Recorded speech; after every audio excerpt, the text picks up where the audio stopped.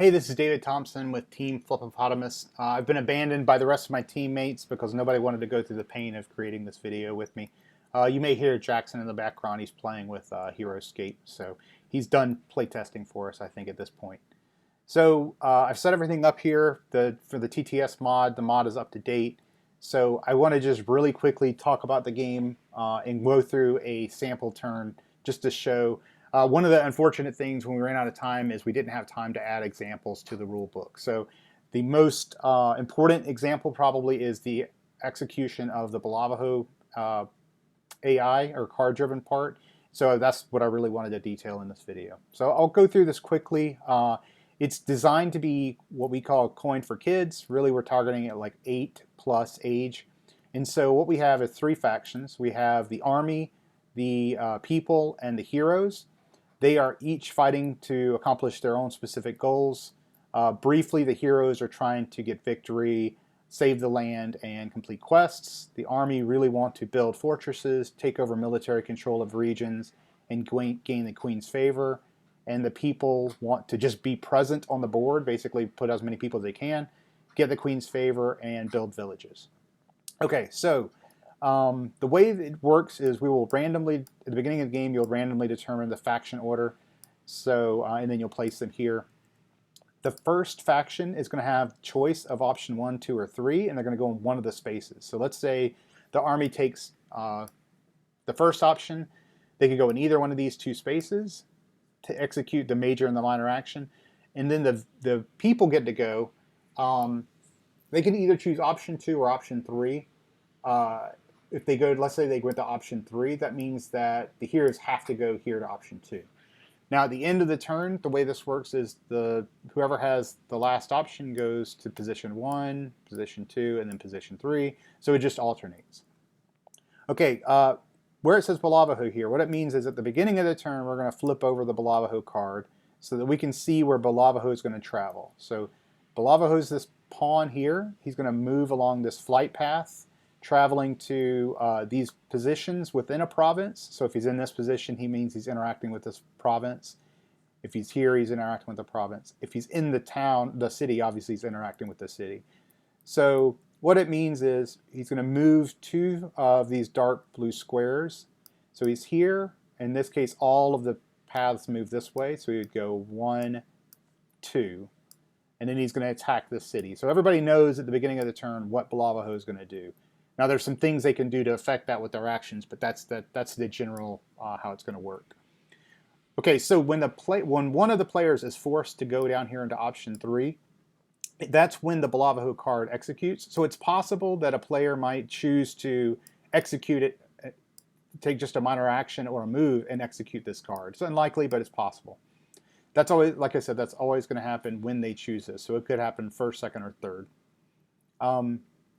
The actions are pretty straightforward. They're obviously all building up towards accomplishing their victory points. There's a bit of, especially the heroes in the army, wanting to help the people in as much as Balavaho can actually win the game by doing certain different conditions. But the most straightforward of which is just gaining points by destroying things, and villagers are very easy to destroy. So if the heroes in the army totally abandon the people, then Balavaho could just easily run away with the game. So I'm not going to go through all of that. I think it's pretty straightforward. I think it makes a lot of sense to people who've played coin games, and I think it's pretty clear in the rules. The one thing I wanted to step through, though, was the way Balavaho's turn resolves. So independent of when it happens, one of the players is going to go down here and take the card. He's going to move 1, 2. If a card is either going to have 1 or 2 symbols on it. So here he would have moved just 1 space. Here he moves 2. If he moves 2, this first space doesn't get attacked. That's just his flying over this area to get to where he attacks. There's also these white circles. If you pull a white circle, he doesn't move. He always stays in place with the white circle. So those are the 3 different kinds.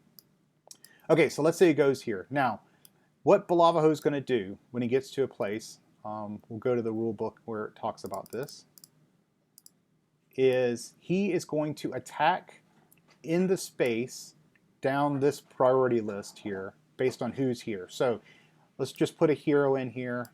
We've got a hero, a soldier, a villager, and a quest. Let's also go ahead and put a town and a fort, just to have a pretty robust example. So he's going to start with the hero, because the hero's at the top of the chart. Heroes have a 4+ defense, which means that he's going to attack. If he rolls a 4+, he's going to hit them. So he rolls and he gets a 6+. Okay, that's a good example. So he defeats the hero. Now, that means the hero goes back to Turku, where they started. And because he successfully defeated someone, his turn's over. He doesn't keep going.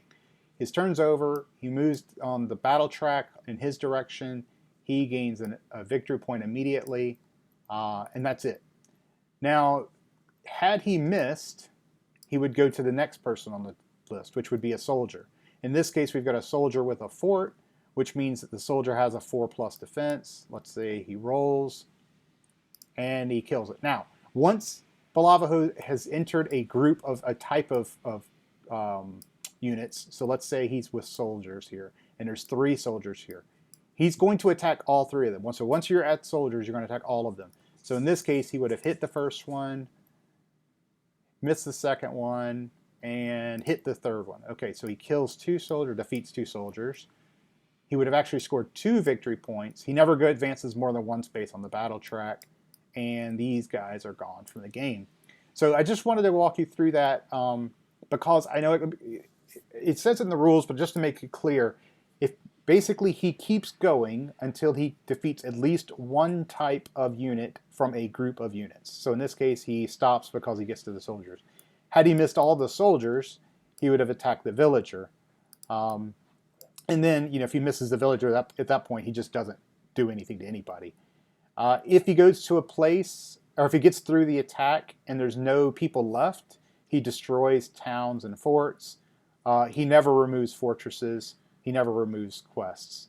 If he goes to a place and there's nothing there, right, it's completely empty. Let's say he goes to this province here. There's nothing here. He's going to place a destruction pawn there, and that just means that the players can no longer build forts and towns there. Okay, so I just wanted to walk you through that. Hopefully that made sense. Like I said, that was the only thing that I thought might be just a little unclear in the rules, even though I try to make it as clear as possible. So thanks for checking out the game. Hopefully that helped. Yeah, so we hope you like it. Thanks.